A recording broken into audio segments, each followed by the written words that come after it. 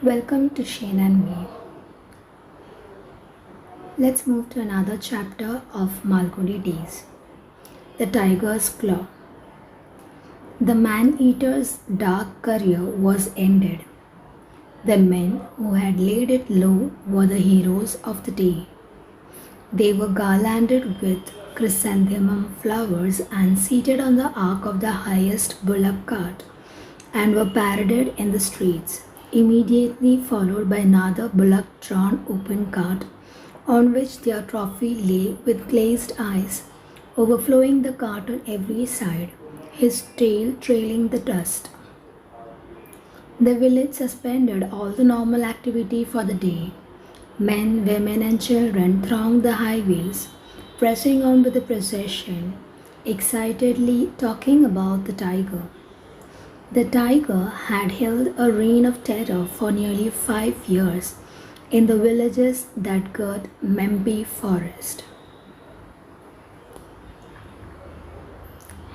We watched this scene, fascinated, drifting along with the crowd, till the talkative man patted us from behind and cried, lost in wonder, "If you have had your eye full of that carcass, come aside and listen to me."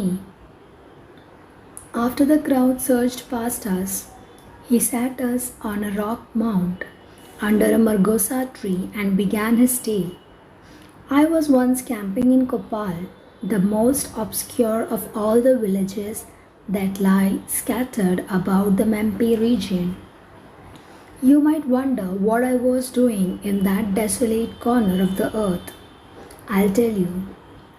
You remember, I have often spoken to you about my work as agent of a soil fertilizer company. It was a most miserable period of my life. 25 days in the month I had to be on the road, visiting nooks and corners of the country and popularizing the stuff. One such journey brought me to the village Kopal. It was not really a village but just a clearing with about 40 houses and 2 streets hemmed in by the jungle of all sides. The place was dingy and depressing. Why our company should have sought to reach a place like this for their stuff, I can't understand. They would not have known of its existence but for the fact that it was on the railway. Yes, actually on the railway. Some obscure branch line passed through this village, though most trains did not stop there. Its center of civilization was its railway station, presided over by a porter in blue and an old station master, a wizened man wearing a green turban and with red and green flags always tucked under his arms. Let me tell you about the station. It was not a building but an old railway carriage, which, having several its term of life, was deprived of its wheels and planted beside the railway lines. It had 1 or 2 windows through which the station master issued tickets and spoke to those occasional passengers who turned up in this wilderness. A convolvulus creeper was trained over its entrance. No better use could be found for an X-carriage. One November morning, a mixed train put me down at this station and puffed away into the forest. The station master, with the flags under his arm, became excited on seeing me. He had seen so few travelers arriving that it gave him no end of pleasure to see a new face. He appointed himself my host immediately and took me into the X compartment and seated me on a stool. He said, "Excuse me, I'll get off these papers in a minute." He scrawled over some brown sheets, put them away, and rose. He locked up the station and took me to his home, a very tiny stone building consisting of just one room, a kitchen, and a backyard. The station master lived here with his wife and 7 children. He fed me. I changed. He sent the porter along with me to the village. which was nearly a mile off in the interior. I gathered about me the peasants of those 40 houses and lectured to them from the pure of the headman's house. They listened to me patiently, received the samples and my elaborate directions for their use, and went away for their respective occupations, with cynical comments among themselves regarding my ideas of manuring. I packed up and started back for the station master's house at dusk, my throat smarting and my own words ringing in my ears. Though a couple of trains were now passing, the only stopping train would be at 5:30 on the following morning. After dinner at the station master's house, I felt the time had come for me to leave. It would be indelicate to stay on when the entire family was waiting to spread their beds in the hall. I said I would sleep on the platform till my train arrived. No, no, these are very bad parts, not like your town, full of tigers, the station master said. He let me, as a special concession, sleep in the station. A heavy table, a chair, and a stool occupied most of the space in the compartment.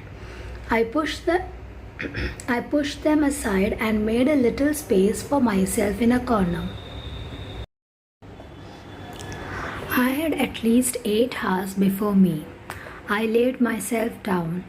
All kinds of humming and rustling sounds came through the still night, and telegraph poles and night insects hummed, and bamboo bushes creaked. I got up, bolted the little station door, and lay down, feeling forlorn. It became very warm, and I couldn't sleep. I got up again, opened the door slightly to let in a little air, placed the chair across the door, and went back to my bed. I fell asleep and dreamt I was standing on the crest of a hill and watching the valley below under a pale moonlight. Far off, a line of cat-like creatures was moving across the slope, half shadows, and I stood looking at them admiringly, for they marched on with great elegance. I was so much lost in this vision that I hadn't noticed that they had moved up and come by a winding path right behind me. I turned and saw that they were not cat-like in size, but full-grown tigers. I made a dash to the only available shelter, the station room. At this point, the dream ended as the chair barricading the door came hurtling through and fell on me. I opened my eyes and saw at the door a tiger pushing himself in. It was a muddled moment for me, not being sure whether the dream was continuing or whether I was awake. I at first thought it was my friend the station master who was coming in, but my dream had fully prepared my mind. I saw the thing clearly against the starlit sky, tail wagging, growling, and above all, his terrible eyes gleaming through the dark. I understood that the fertilizer company would have to manage without my lectures from the following day. The tiger himself was rather startled by the noise of the chair and stood hesitating. He saw me quite clearly in my corner and he seemed to be telling himself, "My dinner is there, ready, but let me first know what this clattering noise is about." Somehow, wild animals are less afraid of human beings than they are of pieces of furniture like chairs and tables. I have seen circus men managing a whole menagerie with nothing more than a chair. God gives us such recollections in order to save us at critical moments. And as the tiger stood observing me and watching the chair, I put out my hands and with desperate strength drew the table towards me and also the stool. I sat with my back to the corner, the table wedged in nicely with the corner. I sat under it and the stool walled up another side. While I dragged the table down, a lot of things fell off it. A table lamp, a long knife and pins. From my shelter, I peeped at the tiger, who was also watching me with interest.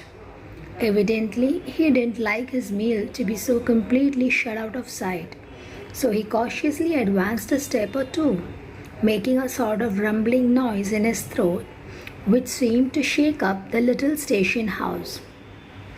My end was nearing. I really pitied the women whose lot it was to have become my wife. I held up the chair like a shield and flourished it, and the tiger hesitated and fell back a step or two. Now, once again, we spent some time watching for each other's movements. I held my breath and waited. The tiger stood there fiercely waving its tail, which sometimes struck the side walls and sent forth a thud. He suddenly crouched down without taking his eyes off me and scratched the floor with his claws. He is sharpening them for me, I told myself. The little shack had already acquired the smell of a zoo. It made me sick. The tiger kept scratching the floor with his forepaws. It was the most hideous sound you could think of. All of a sudden, he sprang up and flung his entire weight on this lot of furniture. I thought it would be reduced to matchwood, but fortunately, our railways have a lot of foresight and choose the heaviest timber for their furniture. That saved me. The tiger could do nothing more than perch himself on the roof of the table and hang down his paws. He tried to strike me down, but I parried with a chair and stool. The table rocked under him. I felt smothered. I could feel his breath on me. He sat completely covering the top and went on shooting his paws in my direction. He would have scooped portions of me out of his use, but fortunately I sat right in the center, a hair's breadth out of his reach on my side, on any side. He made vicious sounds and wriggled over my head. He could have knocked the chair to one side and dragged me out if he had come down. But somehow the sight of the chair seemed to worry him for a time. He preferred to be out of its reach. This battle went on for a while. I cannot say how long. Time had come to a dead stop in my world. He jumped down and walked about the table, looking for a gap. I rattled the chair a couple of times, but very soon it lost all its terror for him. He patted the chair and found that it was inoffensive. At this discovery, he tried to hurl it aside, but I was too quick for him. I swiftly drew it towards me and wedged it tight into the arc of the table, and the stool protected me on another side. I was more or less in a stockade made of the legs of furniture. He sat up on his haunches in front of me, wondering how best to get at me. Now the chair, table, and stool had formed a solid block, with me at their heart, and they could withstand all his tricks. He scrutinized my arrangement with great interest, espied a gap, and thrust his paw in. It dangled in my eyes with the curved claws opening out towards me. I felt very angry at the sight of it.